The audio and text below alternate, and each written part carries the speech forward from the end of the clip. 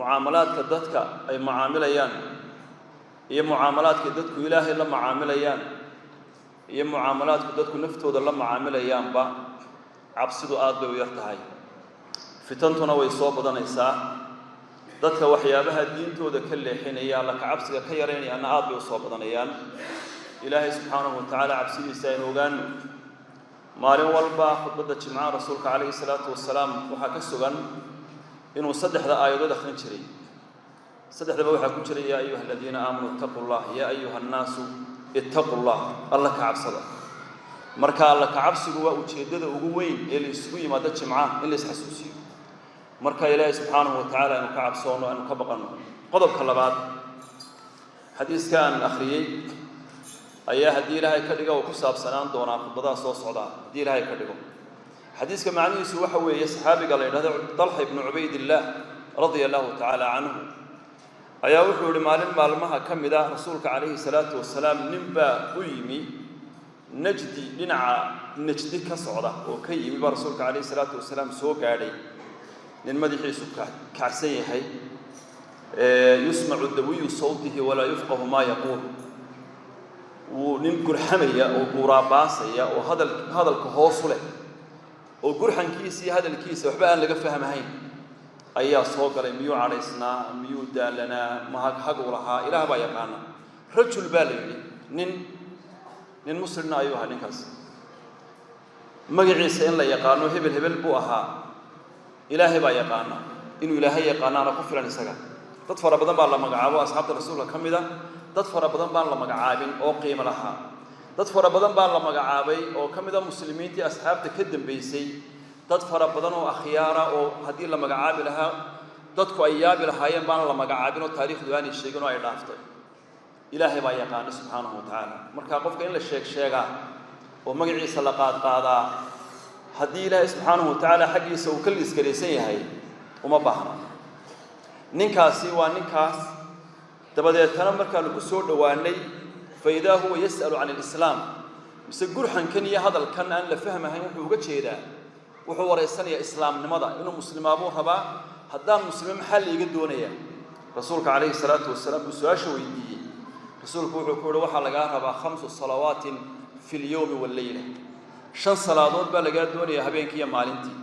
5 salaadood oo farala ayaa laga doonaya wuxuu wax kale miyay saaran yihiin oo waajib maybu kuma saara oo dhaafay dibada rasuulka kaleey salaatu wasalaam wuxuu yiri inaad bisha ramadaan soonto wax kale miyaa la iga rabaa ma laga ma rabo oo dhaafay isagii rasuulka kaleey salaatu wasalaam u sheegay xadiiska siyaabaha loo soo tabiyo dadka riwaayadka qaar baa waxay ku daraan waxyaabo kale kaynu soconaa kama دبتنيكي أنتو دقاقي أو جيستي أيها وحد والله لا أزيد على هذا ولا أنقص أنت عادي شيكتي والله أنا بدنا كدرين بدنا كتجهين أنت عادي شيكتم ما سمعنا يا من الدم أيو من الدريسين أيو رسولك عليه الصلاة والسلام تسيء يجيب وحولي أفلح إن صدق هدونك هاسفوشة وهذا الكيس أو كذب أيو وأنت أو هايستو أنا وحبك كذب من أوليباني خطبتنا waxay ku saabsan tahay kelmadda rasuulka kaleey salaatu wasalaam uu yiri ee aflaha in sadaq hadii uu run sheego uu liibaani runtu walaalayaal mujtamacaadka marna way ku badataa marna way ka yaraataa khayrku markuu badan yahay dadka fiican ay badan yihiin ee runta qiimaha loo yeelay macna loo sameeyo runtu way badataa hoggaanka markay qabtaan oo xagga sare ay soo maraan dadka liita ee xumaantu aanay la xumayn ee wanaagu la xun yahay beenta badato saayid noqoto la isku labanaya waa xaalku maanta sidoo yahay runtii baa yar oo qiriqira ku jirta tii kalena waxa weeyaan goor xun la soo qaadahay meel kasta way taagan tahay dadka inta ka badbaada waa dhif iyo naadi runtu waxay dabada ku haysaa falaax iyo baraare iyo barwaaqo kelmadda al-falaax وكلمات كوبان اللغة كلام كتير نفع عربي موياني معناها tilmaamayso qiimaha uu leeyahay inta leegtahay yani ilaa halkeebay gaadhaysaa fawz baa la yiraahdaa najaax baa la yiraahdaa waxba laga sheekeeyaa imika laakiin kelmadda la yiraahdo al-falaax ifkana waa guul iyo sharaf iyo sumcad iyo magac iyo barwaaqo iyo baraare آخرنا وابدبادو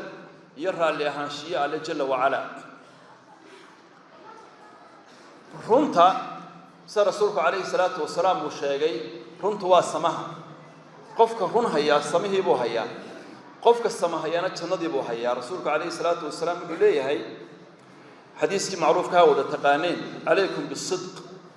fa innahu maca albirri wa huma fi aljanna wa iyaakum walkadib fa innahu maca alfujuur wa huma fi annaar rasuulku calayhi salaatu wasalaam wuxuu yidhi iska ilaaliya ogaada oo ha sii daynina runta baasha la yiraahdo waa dardaaran calaykum waxaan idin kula dardaarmayaa rasuulku calayhi salaatu wasalaam xariisun calayhim bilmu'miniina ra'uuf raxiim baa lagu tilmaamayo danteenu wadaa taynoo fiican buu garanayaa wuu inoo damqanayaa wuu inoo naxaya rasuulku calayhi salaatu wasalaam dardaarankiisu wuxuu ahaa calaykum bisidqi run baan idinku ogahay fa innahu maca albirri samaha ayuu la jiraa qofka run haya khayrkii uu haya samihii buu haya wa huma fil janna labaduba jannaday ku jiraan yaani as-sidq wal birru jannadun baa loogu tagaa bimaana jannada lagu tagaa waa jid gaaban oo dhow oo qofka geyn kara jannada geyn kara wayaakum wal kadib fa innahu ma'a al fujur beenta iska ilaaliya waayo beentu faajirnimada iyo fool xumaanta iyo daacadda ilaahay oo laga baxo oo qofku ilaahay uu ka dheeraado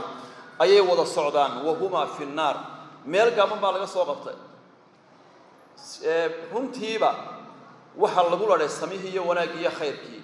labadii oo israacsana jannadii baa la geeyay lama soo laalaaban lama soo lixleexan beentii iyo xumaantii oo dhanna waa la isku lifaaqay halkay beeni taalo shar baa yaala xadiiska kale ee dheer rasuulku calayhi salaatu wasalaam kan la midka calaykum bisidqi فإن الصدق يهدي إلى البر وإن البر يهدي إلى الجنة كنت أجادا حداد حن لازمته وحيكوت المام إساء ويكو جارسين إساء سماها سمونه كو جارسين يا جنة قيبت عجيب يا حديث كوا قيبتن وما يزال الرجل يصدق ويتحرى الصدق ننكو أنت ورنت الشيء وحلقة بقي ويتحرى الصدق runta uu ku dadaalayo at-tahri huwa al-mujahadatu wal-mashaqqa wa qofku naftiisa inuu ku qasbo kadeed baa la socda iyo culays nafta uu saarayo nafti ma ogola runta waxay ka tahay waxay ka mid tahay waxyaabaha naftu aan aad ku jecelayn waxyaabaha naftu aan jecelayn bay ka mid tahay oo ay tahay qofku nafta inuu ku dirqiyo saasa rasuulku calayhi salaatu wasalaam wuxuu leeyahay wa yataharra sidqa ku dadaalayo oo isku dhibayo isku lurayo runta waxbaad sheegaysaa warkii uu yara dhuuban yahay ma fara badna wuxuu u baahan yahay waxoogaa naashnaasha beentii baa ku muuqanaysa markaba faalladaadii baad raacinaysaa warkii qabso oo been baad sheegaysaa qofkii aad u sheegaysay wuxuu u qaadanayaa intanoo wada socotaa warkii inay tahay saafaaladaadii baa ku jirta qofka markaa waxaa la rabaa inuu is ilaaliyo oo runtu ma sahlana yani wax dabacsan oo qof kasta iska sheegi kara ma aha beenta iska ilaalin kara waxay u baahan tahay taxarrib u baahan tahay mujaahada nafta inuu maaragtay oo dib inuu mariyo oo nafta uu ka soo jaro beentu ka soo weeciyo ayay u baahan tahay وما يزال الرجل يصدق ويتحرى الصدق حتى يكتب عند الله صديقا qofka haduu taasmeeyo runta uu ilaaliyo beenta iska ilaaliyo oo runta uu ilaaliyo hatta asxaabtiisu ay ku nacaan oo reerkiisu ay ku nacaan oo dadkii ay ku kala go'aan oo mudaahanada uu iska ilaaliyo oo tacaadi runta uu sheego xagga dadka waxa laga yaabaa inuu wax ku waayo laakiin xageeba wax ka helaya hatta yuktaba inda Allah siddiqan ilaahay agtiisa waxa laga qoriyaa waa siddiq dadku waxay leeyihiin darajooyin bay leeyihiin iyo maaragtay magacyo ay leeyihiin dadka muslimiinta ah ahlu jannuhu darajaad bay leeyihiin dadka muslimiinta ah alqaab iyo naanaysiin magacyo kale leeyihiin magacyada waxa kamid ah as-siddiqiin waa dadka ku soo xiga anbiyada saadiq iyo saduuq iyo sadiiq baa kala jira insha Allah ta'ala waxaan ku sheegi doonaa khudbada dambe saddex macno kala duwan weey siddiq waa halka ugu dambaysa ee runta waa qofka aan runta gafin runtuna aanay gafin runta qaata beentana iska ilaaliya kuna amal fala qawlan wa fi'lan qaybaha aynu sheegi doonay runtu ay ka kooban tahayna intaba koobsaday baa waxa la yiraahdaa sidiiq laakiin maxaa ka horeeya rafaad baa ka horeeya kadeed baa ka horeeya islaalin baa ka horeysa adigoo beentii u baahan oo ay beentu wax kugu jari lahayd ayaad beentii ka tagaysaa kasad run qaadanaysa halka markay soo gaadho ayaa qofku wuxuu imanayaa darajada la yiraahdo as-sidiiqiyya beentii u kaalay rasuulku kaleey salaatu wasalaam wuxuu wa iyaakum wal kadib war beenta iska ilaaliya fa in al kadhiba yahdi ila al fujur wa in al fujura yahdi ila an nar beentu dadka waxay u tilmaantaa fujuurka qofku iska wanaagsan oo musalliya oo qiimo leh oo qof cajiib iska ah oo salaadiisu ay fiican tahay oo quraankiisu uu fiican yahay laakiin beentun buu yaqaanaa beentaasi waxay macmiilanaysaa hadhowto salaadiisii iyo quraankiisii iyo salaatu leelkiisii iyo sadaqadiisii ma joogayso sida ay qofka marka runta uu sheego runtu intay qaado ay samaha kale ugu geyso bahasha leedahay beentu waxyaabo kale waxay kaga daran tahay qofku hadduu beenta barto xumaano fara badan oo kalena uu baranaya beentu haddii u sahlanaato intaasoo kale oo xumaanood oo markaa aanu beenta sheegahayn ku culus ayaa u fududaanaya rasuulka kaleey salaatu wasalaam wuxuu leeyahay beentu qofka waxay u jiidaa ay u tilmaantaa fujuurka inuu daacada ilaahay ka baxo oo faasiq iyo faajir noqdo wayna al-fujura yahdi ila an-nar faajirka keebuu tagayaa hal waduu leeyahay wadadaas wuxuu bay gashaa naarta marka maxaa geeyay qofka naarti asalkii waxa geeyay waa beenta waa inuu qofku been sheego beentu sheegay tala waa noocma hadii ilaahay ka dhigo inuu sheegi doona wama yazalu rajulu yakdhibu wa yataharra al-kadhiba hatta yuktaba 'inda Allahi kadhaba qofku markasta uu been sheego oo uu beenta laazimo uu beenta ilaashado oo xagga beenta uu maro yuktabu 'inda Allahi kadhaba beenaale diiwaanka xagga samada ee malaa'iktu ay hayso ee ilaahay subhanahu wa ta'ala loo tabinayo loo gudbinayo waxa ugu yaala kadhab beenaale hebel waa beenaale inta soo qof oo inagu dhex jira oo inaga mida ayaa qaar koodna liiska sare waxa ugu yaala sidiiq qaarna liiska waxa ugu yaala kadhab subhanallah wuxuu bay ku xiran tahay magaca inaad iska ilaaliso labada magac ee aad leedahay labada magac ka qaadanayso wuxuu baa ku kala sheegaya sida isku tihiin runta iyo beenta sida isku tihiin runta iyo beenta runtaadu haday badan tahay oo beenta iska dhowrayso rajo fiican baad leedahay laakiin sidiiq waxa lagu qorayaa markaad beenta meel dhigto aad iska ilaaliso maaha markaan 100 runood sheegaabaan mid beena ku yara barxa sidiiq noqon maysid qofku waa inuu ka go'o oo xarigeeda uu jaraa beenta markaas loo qorayaa qofka sidiiq inuu ahaado walaalayaal runta iyo mucaamalaadka maaliga ah ee maanta jira way kala fogayeen samaanta dhaqaalaheenu u dhisan yahay iyo mucaamalaadkeenu caankii u dhisan yihiin iyo runtu way kala durugsan yihiin waxa lagu ganacsado iyo runtu way kala durugsan yihiin siyaasadeena maanta maanteena maamushe waaridka ah ee reer galbeedku ay leeyihiin ee qasabka inagu ah ee nasaaran ee aynaan lahayn iyo huni meel ma wada fadhiistaan been bay ka bilaamataa beenna way ku dhamaataa khiyaamay ka bilaamataa khiyaamana way ku dhamaataa ceebayn iyo caybay ka bilaamataa ceebayn iyo cayna way ku dhamaataa dadkuna waa muslimiin balqabso dadkina waa muslimiin ninkina waa nin mas'uul oo magac leh haddana asalka wuxuu gacanta ku hayaa waxay ku salaysan tahay waa kadib iyo fujuur iyo fusuuq wada sheekaysiga majaalisteena iyo wada hadalkeenu way dhaamaan dhaqaalaha iyo siyaasadda way dhaamaan laakiin been badan baa jirta ku tiri ku teen baa jirta hadal qaadaan loo baahnayn baa jira rasuulku kaleey salaatu wasalaam wuxuu kafaa bil mar'i isman an yuhaddisa bi kulli ma sami'a qofka waxaaba dambi ugu filan dambi waa been waxa ugu filan waxa laaliya wuxuu maqlaba inuu sheego idaacad buu dhageysanaya war rasmi buu ka dhigayaa uu si faafinaya